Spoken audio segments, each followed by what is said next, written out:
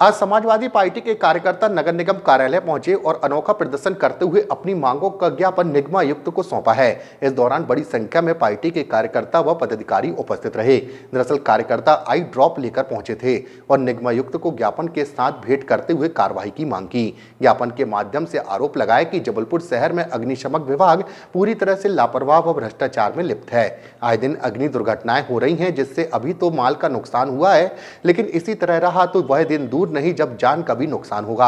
जबलपुर में बिल्डरों के द्वारा तमाम बहुमंजिले इमारतें बनाई गई, जिसमें हजारों लोग निवासरत हैं। अग्निशमन उपकरण के नाम पर कुछ भी सुविधाएं नहीं है। तमाम बिल्डिंगों की खानापूर्ति कर फर्जी एनओसी जारी की गई है। इसी तरह से तमाम अस्पतालों व कारखानों और शॉपिंग मॉलों में अग्निशमन उपकरण के नाम पर कोई भी व्यवस्था नहीं है, जिसके चलते कार्रवाई की मांग की गई है।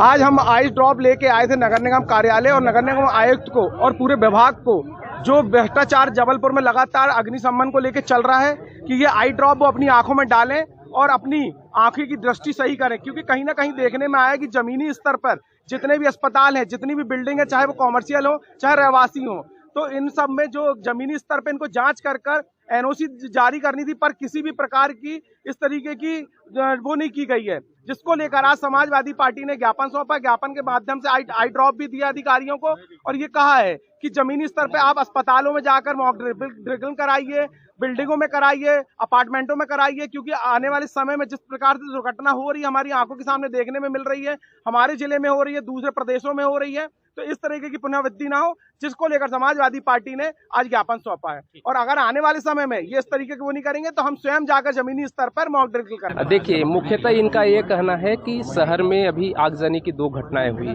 बड़ी घटनाएं। उसके बाद नगर निगम ने भी चेक करना चालू किया।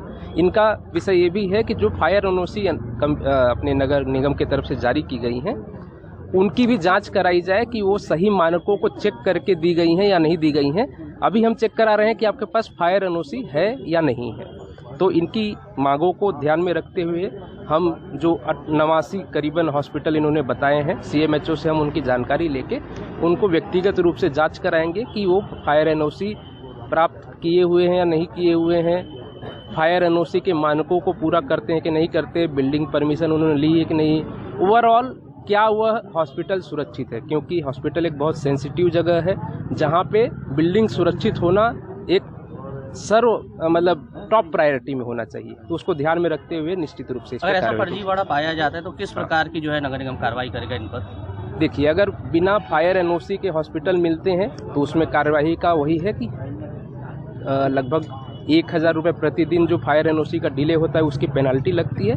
इसके साथ जितना मेरा नियम की जानकारी है, लगभग 3 महीने का कारावास तुरंत हो सकता है।